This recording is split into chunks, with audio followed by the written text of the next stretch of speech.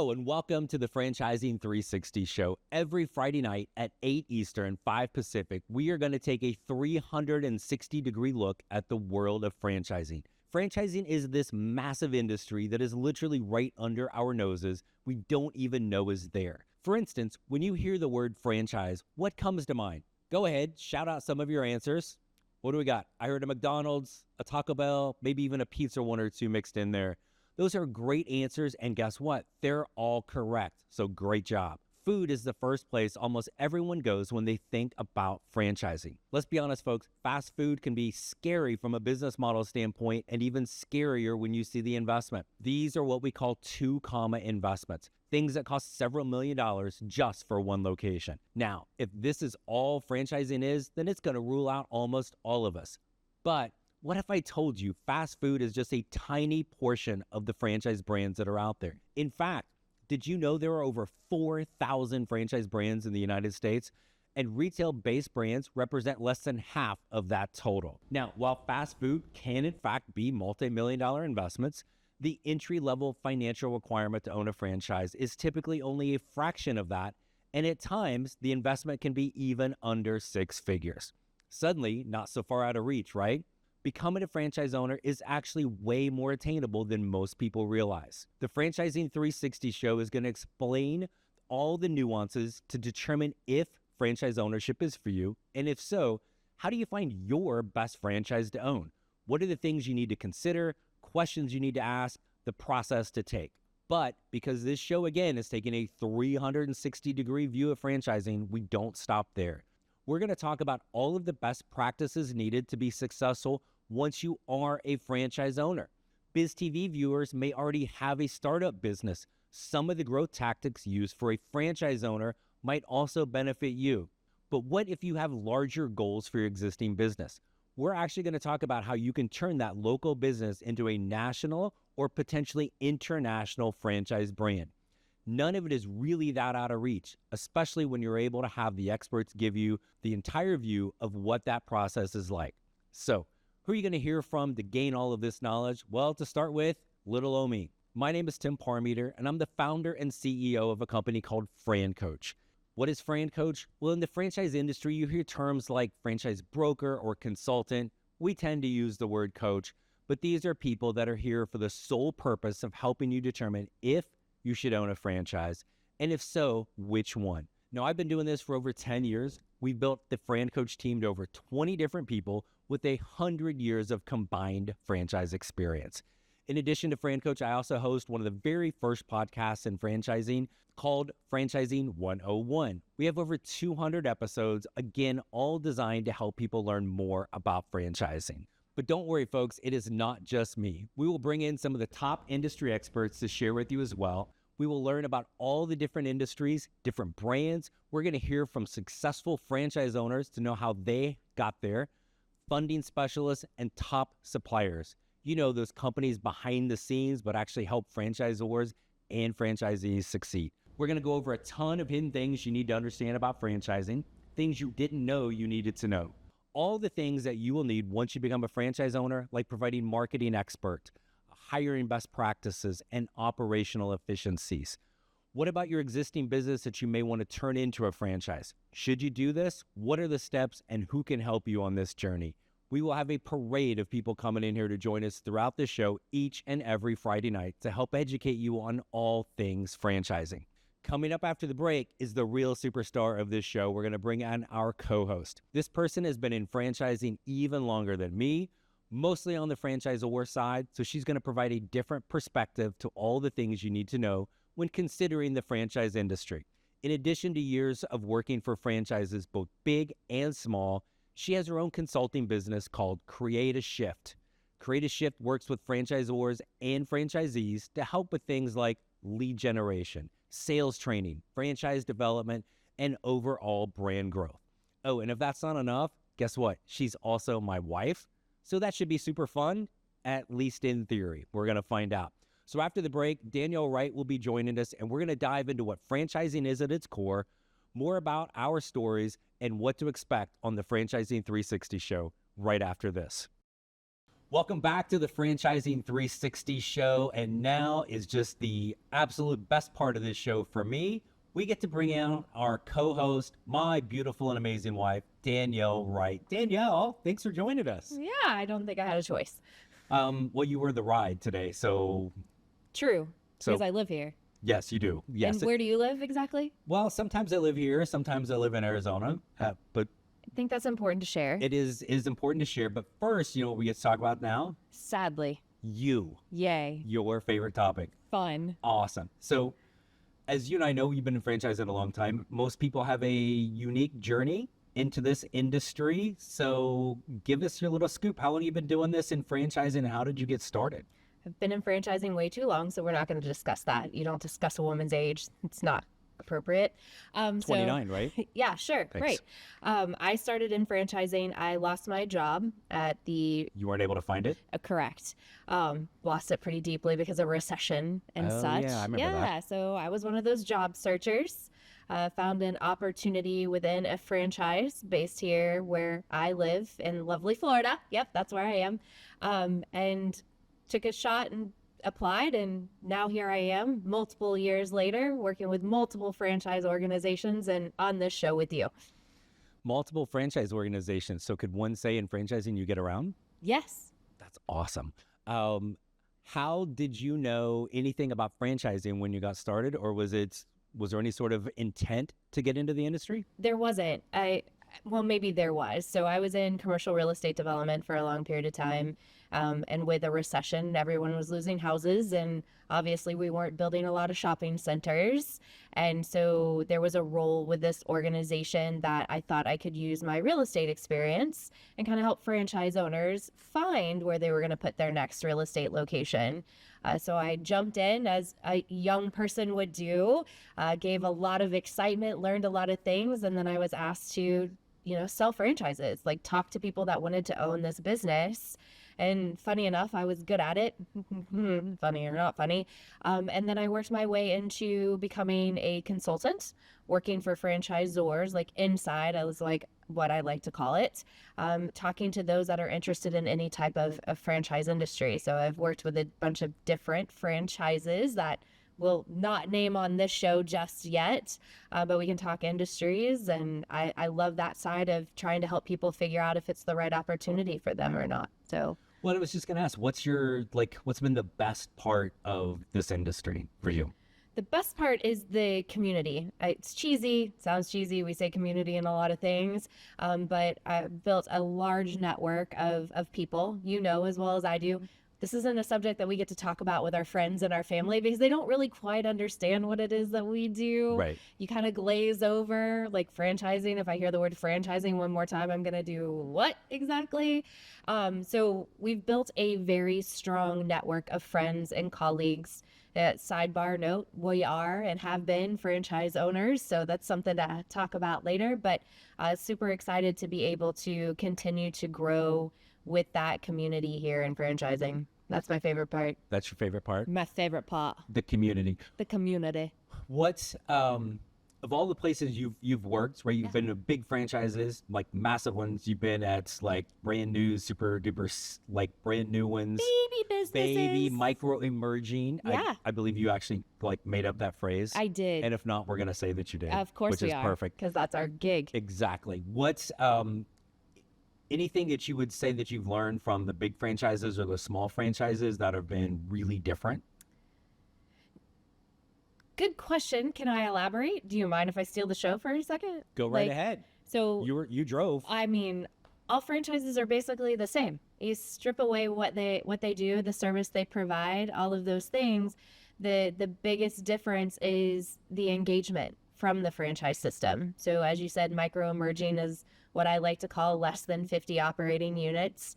They are still very much tied to a franchise partnership. And that's something that's important to me. Like, you can call me a franchisee and a franchisor, and that feels very terse. And so I'm not a big fan of those types of relationships. I like the fact that I can be a partner, and like we are here currently partnering, and kind of guiding someone on that journey. Because business ownership, as we like to say, is you're not in business for yourself, but by yourself. And so ultimately in franchising with the community component, and no matter the size of the brand, you should still feel like you're part of a partnership and a friendship with that franchise. Exactly. And you had a couple terms, franchisee, franchisor. Yes. All of those things and some of the terms, we're going to define those and more later when we come back on the Franchising 360 show.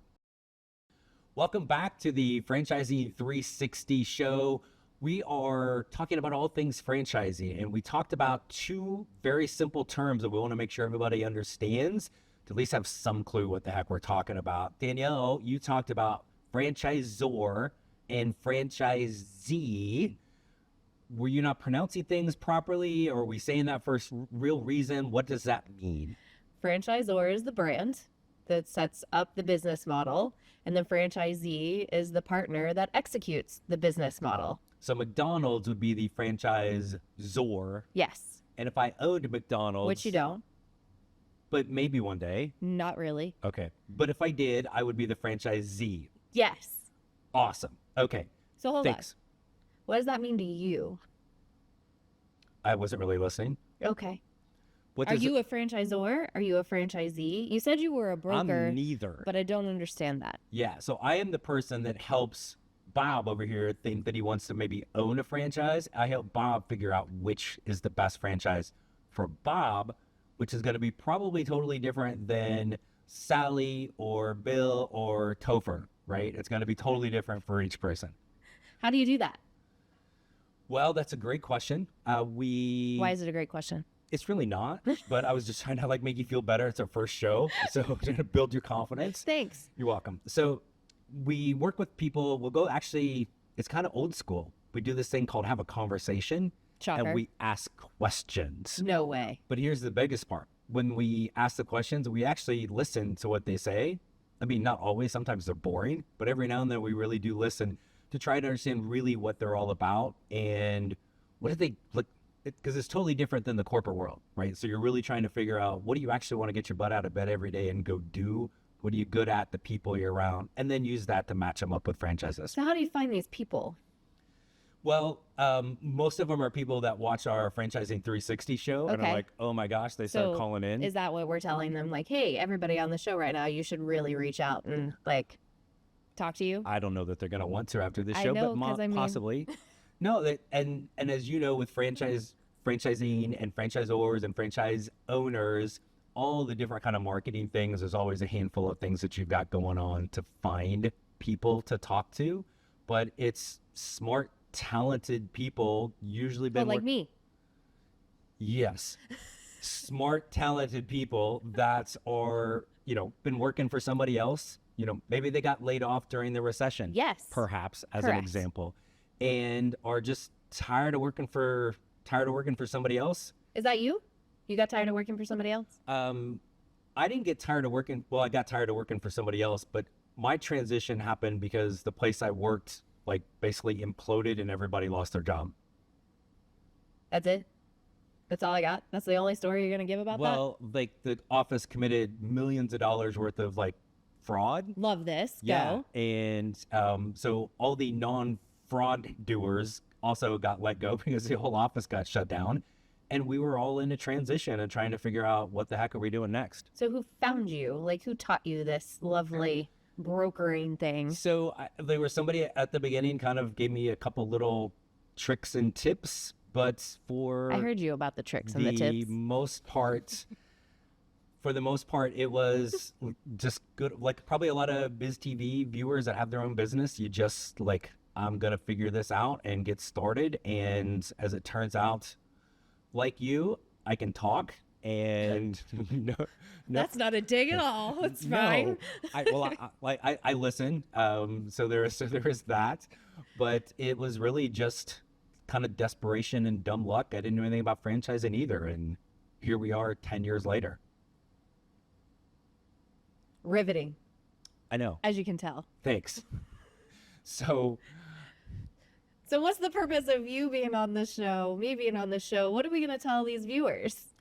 Well, we're going to impart literally, years and years and years of knowledge about franchising. And I think, as you know, from doing this so long, people come into this industry as an owner in particular, because they want more control over their life, their freedom, their flexibility, all of those things. And this is a pathway that most people don't know that they can have. And I'm done. Mic drop. I hate this. Sorry. You know. So, yeah, I know. So you're supposed to keep the conversation going. Because I don't know what else to ask you. Oh my God. So, what was the last one I said? Control? Control. Right. Work-life balance. Life-work balance. Yes. So part of that control is we all talk about work-life balance. Franchising tends to bring people more life-work balance.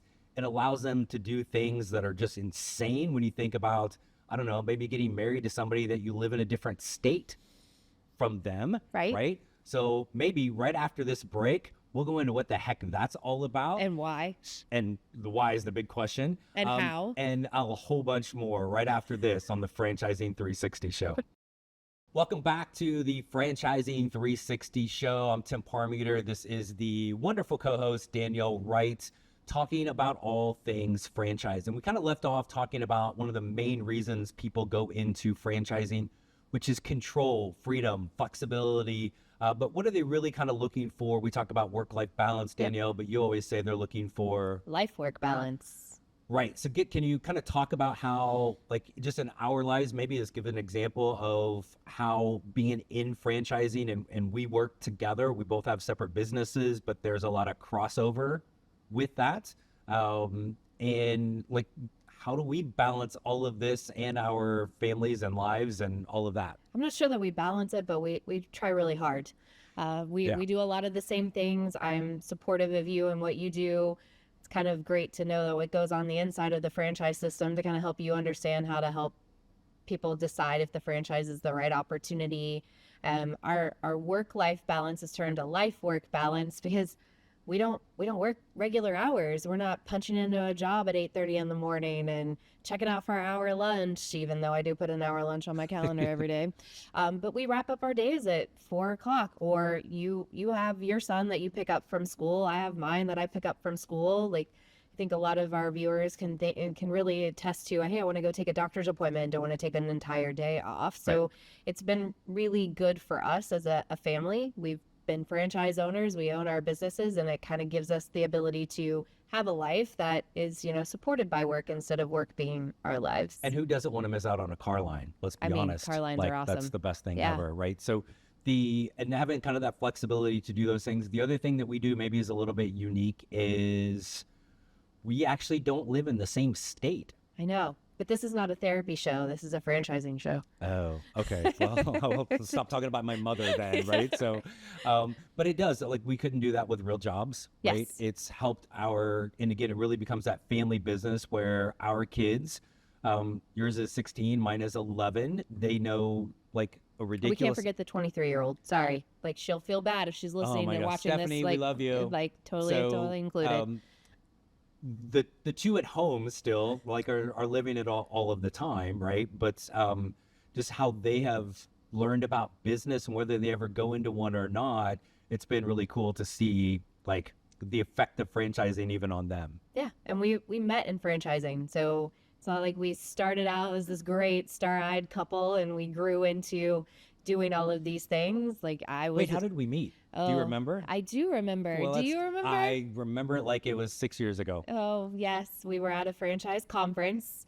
I was working for a franchisor. You were a broker, consultant, coach, whatever thing we're calling them today. And the cheesy line that he came to me and said was, I've had a crush on you for 3 years. And then I looked at him like, who are you and why are you saying this to me? And then it's been history ever since. So franchising really truly is a family business. We meet, we marry, and let's be honest. If you're sitting at home at now 8:20 Eastern on a Friday night and you're like, man, I wish I had a date, try that line. Yeah. Unbelievable. It works. Yes. It worked in your favor.